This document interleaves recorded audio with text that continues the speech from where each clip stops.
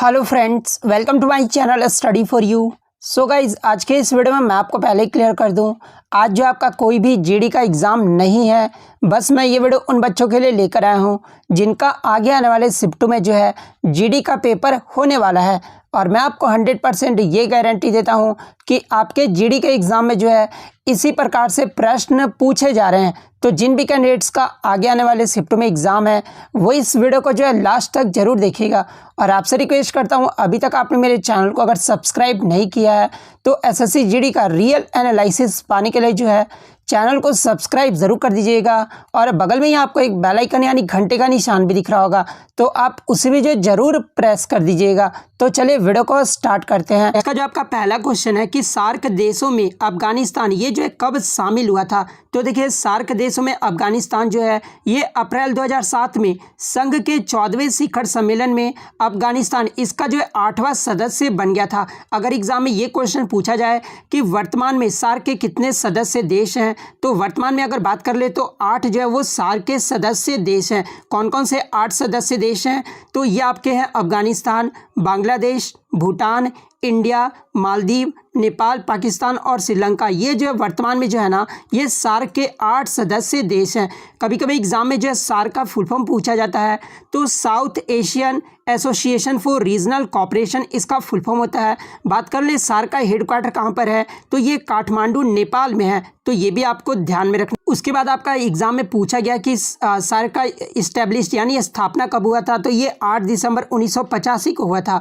तो ये भी आपको ध्यान में रखना है। इसके अलावा अन्य फैक्ट्स के बारे में बता दूं कि ब्रिक्स में दक्षिण अफ्रीका 2010 में जो है शामिल कब हुआ था। देखिए, पहले जो था ये ब्रिक था, ठीक है। उसके बाद 2010 में जो है ये ब्रिक्स बन गया था, क्योंकि इसमें जो है साउथ अफ्रीका जो है वो शामिल हो गया था। तो 2010 आपका यहाँ पे करेक्ट हो जाएगा। बात कर ले एससीओ यानी संघाई कोऑपरेशन ऑर्गेनाइजेशन में भारत और पाकिस्तान ये जो है कब ज्वाइन हुआ था।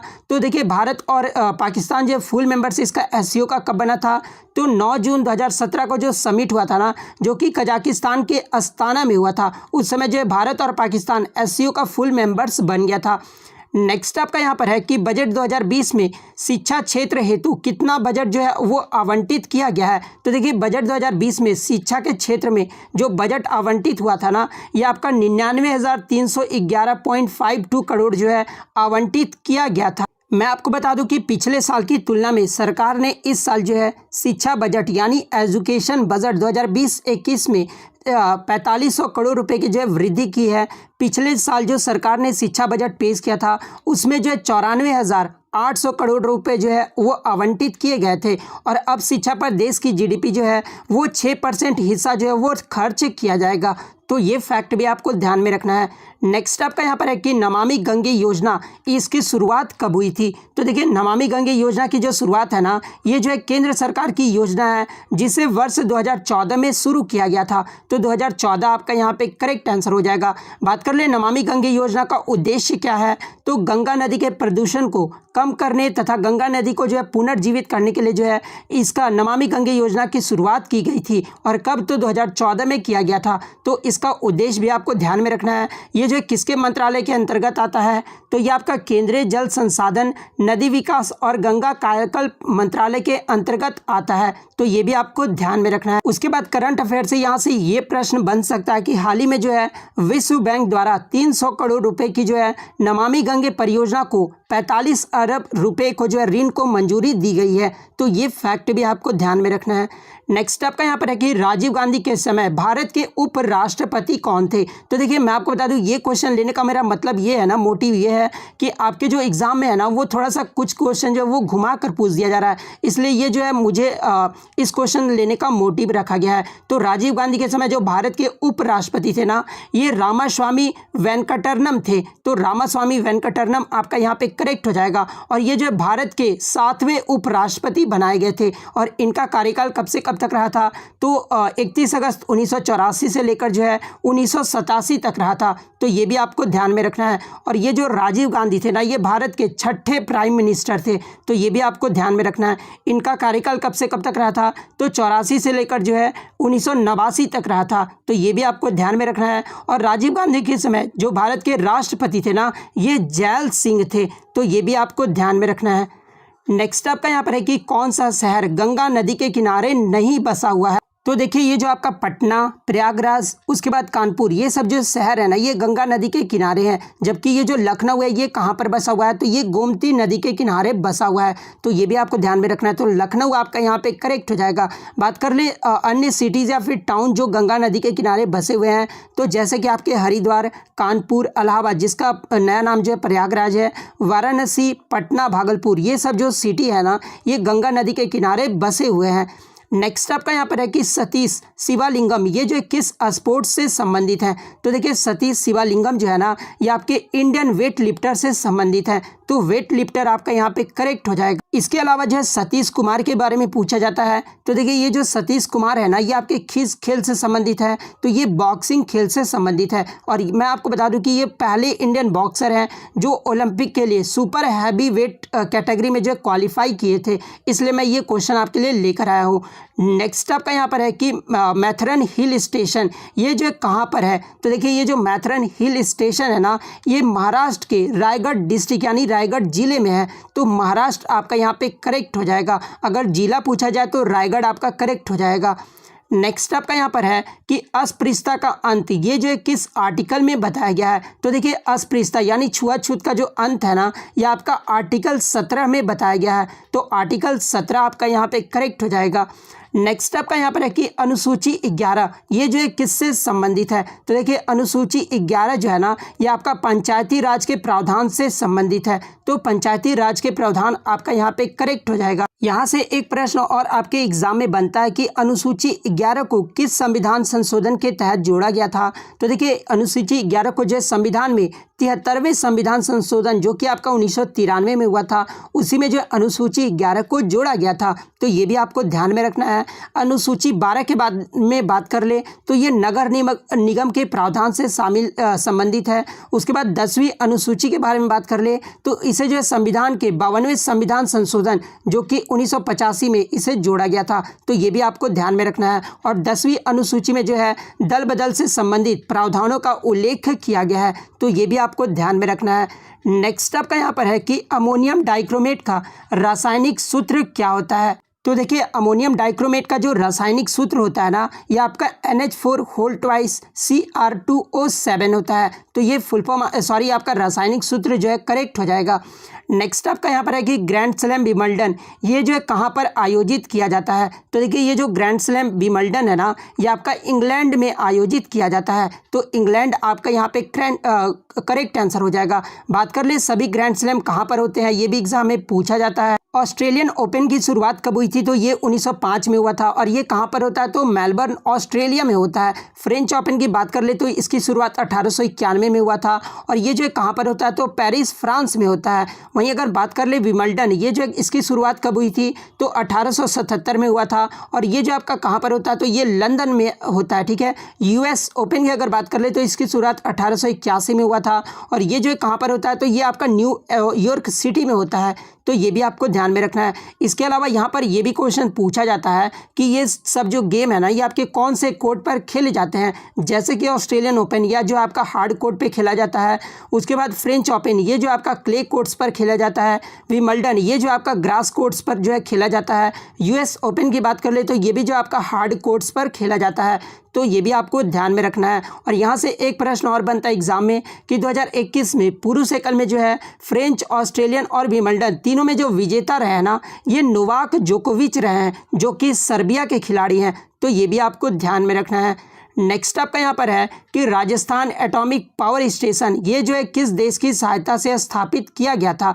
तो देखिए ये जो राजस्थान एटॉमिक पावर स्टेशन है ना ये आपका कनाडा देश की सहायता से स्थापित किया गया था। तो कनाडा आपका यहाँ पे करेक्ट हो जाएगा। बात कर ले ये एटॉमिक पावर स्टेशन ये जो है कहाँ पर स्थित है, तो राजस्थान राज्य के रावत भाटा में स्थित है। तो ये भी आपको ध्यान में रखना है। और ये जो एटॉमिक पावर स्टेशन है ये किसके द्वारा संचालित किया जाता है, तो ये आपका nuclear power corporation of India limited के द्वारा संचालित किया जाता है। वहीं अगर बात कर ले इसका निर्माण कब से शुरू हुआ था, तो 1963 से शुरू हुआ था और कार्यरत कब हुआ था, तो ये 16 दिसंबर 1973 को हुआ था। नेक्स्ट आपका यहाँ पर है कि बांग्लादेश ये जो है कब स्वतंत्र हुआ था। तो देखिए बांग्लादेश जो है ये आपका 26 मार्च 1971 में जो है स्वतंत्र हो गया था। तो 26 मार्च 1971 आपका करेक्ट हो जाएगा। इसके अलावा ये भी एग्जाम में पूछा जाता है कि विजय दिवस ये जो है कब मनाया जाता है। तो ये आपका 16 दिसंबर को 1971 को युद्ध में पाकिस्तान पर भारत की जीत के कारण जो है ये विजय दिवस मनाया जाता है। तो कब मनाया जाता है? तो 16 दिसंबर को मनाया जाता है। नेक्स्ट आपका यहाँ पर है कि प्रधानमंत्री शहरी आवास योजना इसकी शुरुआत कब हुई थी। तो देखिए प्रधानमंत्री शहरी आवास योजना की जो शुरुआत है ना ये प्रधानमंत्री नरेंद्र मोदी के द्वारा 25 जून 2015 में इसकी शुरुआत की गई थी। तो 25 जून 2015 आपका यहाँ पे करेक्ट आंसर हो जाएगा। उसके बाद एग्जाम में ये भी क्वेश्चन पूछा जाता है कि किसका नाम बदलकर जो है प्रधानमंत्री आवास योजना कर दिया गया था। तो इंडिया आवास योजना जो कि 1985 में इसका नाम बदलकर जो है प्रधानमंत्री आवास योजना कर दिया गया है। इसका उद्देश्य एग्जाम में पूछा जाता है। तो देखिए प्रधानमंत्री आवास योजना का जो 2022 तक शहरी क्षेत्रों में सभी को जो है आवास प्रदान करने का लक्ष्य रखा गया है। तो ये भी आपको ध्यान में रखना है। नेक्स्ट आपका यहाँ पर है कि कौन सी ग्रीन हाउस गैसों को क्योटो प्रोटोकॉल में शामिल नहीं किया गया है। तो देखिए मैं आपको बता दूं कि क्योटो प्रोटोकॉल में ग्रीन हाउस गैस उत्सर्जन की 6 श्रेणियां जो है वो शामिल है। और 6 श्रेणियां कौन कौन सी है? तो एक तो आपका कार्बन डाइऑक्साइड हो गया, मीथेन हो गया, नाइट्रस ऑक्साइड हो गया, हाइड्रोफ्लोरोकार्बन्स हो गया, उसके बाद परफ्लोरोकार्बन्स हो गया, उसके बाद छठा जो श्रेणी है ना वो सल्फर हेक्साफ्लोराइड हो गया। तो ये सब जो 6 आपके हैं ना वो उत्सर्जन में 6 श्रेणियां शामिल हैं। उसके बाद बात कर ले क्योटो प्रोटोकॉल होता क्या है। तो ये आपका ग्रीन हाउस गैस उत्सर्जन से संबंधित है जो कि ग्लोबल वार्मिंग को कम करने के लिए अंतर्राष्ट्रीय संधि पर जो है हस्ताक्षर किया गया था। और ये जो क्योटो प्रोटोकॉल को जो है क्योटो जापान में 11 दिसंबर 1997 को अपनाया गया था और 16 फरवरी 2005 को इसे लागू किया गया था। तो ये फैक्ट भी आपको ध्यान में रखना है। नेक्स्ट आपका यहाँ पर है कि एल्केन यौगिक के सूत्र सही सुमेलित कीजिए। तो देखिए एल्केन का जो सूत्र होता है ना वो आपका क्या होता है? तो CnH2n+2 होता है। ठीक है, तो ये जो आपका होता है ना वो एल्केन यौगिक का सूत्र होता है। आप यहाँ पे देख सकते हैं। वही अगर मैं बात कर लूँ एल्कीन का जो आपका क्या होता है, अगर आपका एल्काइन अगर रहना तो एल्काइन में आपका क्या हो जाता है? तो CnH2n-2 होता है। यहाँ पे -2 हो जाएगा अल्काइन के क्षेत्र में। अगर अल्केन अगर सिंपल पूछा जाए कि अल्कीन का सूत्र क्या होता है तो ये 2 जो आपका हट जाता है। तो ये भी आपको ध्यान में रखना है। और अल्केन की बात कर ले तो अल्केन के एग्जाम्पल के तौर पे आपका मीथेन CH4 हो जाता है। ठीक है, उसके बाद इथेन में आपका C2H6 ये सब जो होते हैं ना वो आपके अल्केन हो जाते हैं। ठीक है, नेक्स्ट आपका यहाँ पर है कि 1929 में भारत के वायसराय कौन थे। तो देखिए 1929 में जो भारत के वायसराय थे ना ये लॉर्ड इरविन थे। तो इरविन आपका यहाँ पे करेक्ट हो जाएगा, जिनका कार्यकाल जो है 1926 से लेकर जो है 1931 तक रहा। इसके अलावा एग्जाम में ये भी पूछा जाता है कि स्वतंत्र भारत का पहला भारतीय गवर्नर जनरल कौन था। तो ये C राजगोपालचारी थे। बंगाल का प्रथम गवर्नर कौन था। तो ये रॉबर्ट क्लाइव था जो कि 1757 में था। बंगाल का प्रथम गवर्नर जनरल कौन था। तो वारेन हेस्टिंग्स था। तो ये भी आपको ध्यान में रखना है। भारत का पहला गवर्नर जनरल अगर पूछा जाए तो ये विलियम बेंटिक था। भारत का पहला वायसराय अगर पूछा जाए तो ये लॉर्ड कैनिंग था। तो ये भी आपको ध्यान में रखना है। नेक्स्ट आपका यहाँ पर है कि क्षेत्रफल की दृष्टि से सबसे छोटा केंद्र शासित प्रदेश कौन सा है। तो देखिए क्षेत्रफल की दृष्टि से जो सबसे छोटा केंद्र शासित प्रदेश है ना ये आपका लक्षद्वीप है। कितने वर्ग किलोमीटर है। तो 32 स्क्वायर किलोमीटर है। तो ये भी आपको ध्यान में रखना है। उसके बाद आपका चंडीगढ़ है, उसके बाद पुदुचेरी है, उसके बाद दादर एंड नागर हवेली है, उसके बाद आपका एनसीटी दिल्ली है। और आपको कमेंट करके जवाब देना है दोस्तों कि क्षेत्रफल की दृष्टि से सबसे बड़ा केंद्र शासित प्रदेश कौन है। ये जो आपको कमेंट करके जरूर जवाब देना है। सबसे बड़ा के बारे में आपको जरूर कमेंट करके बताना है। नेक्स्ट आपका यहाँ पर है कि राष्ट्रीय जलमार्ग ये जो 5 है ना ये किस नदी से गुजरता है। तो देखिए मैं आपको बता दूं कि 111 नेशनल वाटरवे भारत में है, लेकिन आपके एग्जाम में जो है टोटल 5 से एग्जाम में जो क्वेश्चन पूछे जाते हैं। जैसे कि राष्ट्रीय जलमार्ग 5 जो है ये किस नदी से गुजरता है। तो ये आपका ब्रह्मणी नदी से जो है गुजरता है। और इसकी कभी कभी जो है ये पूछा जाता है कि कितने ये आपका मतलब कितने किलोमीटर है इसका। तो देखिए राष्ट्रीय जलमार्ग की जो लंबाई है ना वो 623 किलोमीटर है, तो ये भी आपको ध्यान में रखना है। और ये आपका उड़ीसा और वेस्ट बंगाल के मध्य है। उसके बाद बात कर लेते हैं नेशनल वाटरवे 1 के बारे में। तो ये जो आपका प्रयागराज और हल्दिया के मध्य है, और ये जो किस नदी से गुजरता है, तो ये आपका गंगा, भागीरथी और हुगली नदी से गुजरता है। इसकी लंबाई कितनी है, तो 1620 किलोमीटर है। वहीं अगर बात कर ले नेशनल वाटरवे 2 के बारे में, तो ये सदिया और धुबरी के मध्य है, और ये किस नदी से गुजरता है, तो ये ब्रह्मपुत्रा नदी से गुजरता है। इसकी लंबाई कितनी है, तो 891 मीटर है। वहीं अगर किलोमीटर है। उसके बाद नेशनल वाटरवे 3 के बारे में बात कर लें, तो ये जो आपका कोल्लम और कोझिकोडे के मध्य है, और ये आपका किस नदी से गुजरता है, और इसकी जो लंबाई है ना वो 205 किलोमीटर है। नेक्स्ट आपका यहाँ पर है कि कोविड वैक्सीन या जो कोवैक्सीन है ना, ये किस कंपनी के द्वारा विकसित किया गया था। तो देखिए ये जो कोविड वैक्सीन कोवैक्सीन है ना, ये आपका भारत बायोटेक जो कि इंडिया की कंपनी है, इसके द्वारा विकसित किया गया था। तो भारत बायोटेक आपका यहाँ पे करेक्ट हो जाएगा। वहीं अगर कोविड शील्ड के बारे में पूछा जाए कि किसके द्वारा विकसित किया गया था, तो ये कोविड शील्ड जो है ना, ये ऑक्सफोर्ड एस्ट्राजेनेका के द्वारा विकसित किया गया था। नेक्स्ट आपका यहाँ पर है कि कौन सी एपीजे अब्दुल कलाम द्वारा पुस्तक जो है वो नहीं है। तो देखिए मैं आपको बता दूं कि एपीजे अब्दुल कलाम द्वारा जो लिखित पुस्तकें हैं ना, India 2020 a vision for the new millennium, ये जो एपीजे अब्दुल कलाम के द्वारा लिखा हुआ पुस्तक है। इसके अलावा जो विंग्स ऑफ फायर है ना, जो कि एपीजे अब्दुल कलाम की ऑटोबायोग्राफी है, ये भी एग्जाम में क्वेश्चन लगातार पूछा जाता है, तो ये भी आपको ध्यान में रखना है। उसके बाद ये सब जो है एपीजे अब्दुल कलाम की पुस्तक है, आप देख लीजिए यहाँ पर। जैसे कि यहाँ पे दे देता है कि इग्नाइटेड माइंड्स, ये जो किसके इसके पुस्तक के लेखक कौन है, तो एपीजे अब्दुल कलाम आपका करेक्ट आंसर हो जाएगा। नेक्स्ट आपका यहाँ पर है कि भाखड़ा नांगल परियोजना, ये जो है कौन सी नदी पर है। तो देखिए ये जो भाखड़ नांगल परियोजना है ना, ये आपका सतलज नदी पर है, तो सतलज नदी आपका यहाँ पे करेक्ट हो जाएगा। और आज का जो आपका लास्ट क्वेश्चन है, जो कि आपको कमेंट बॉक्स में जवाब देना है कि दांडी यात्रा से संबंधित गलत कथन कौन सा है। आपके ऑप्शन में महात्मा गांधी जी के नेतृत्व में जो है ये दांडी यात्रा हुआ था। ऑप्शन 2 में है 24 दिन की पैदल यात्रा जो है इसमें चली। ऑप्शन सी में 25 मील जो है प्रतिदिन कवर किया गया था।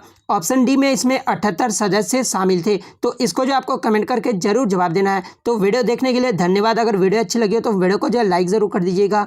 चैनल पर नया है तो चैनल को सब्सक्राइब जरूर कर दीजिएगा। तो मिलते हैं नेक्स्ट वीडियो में, तब तक थैंक यू ऑल।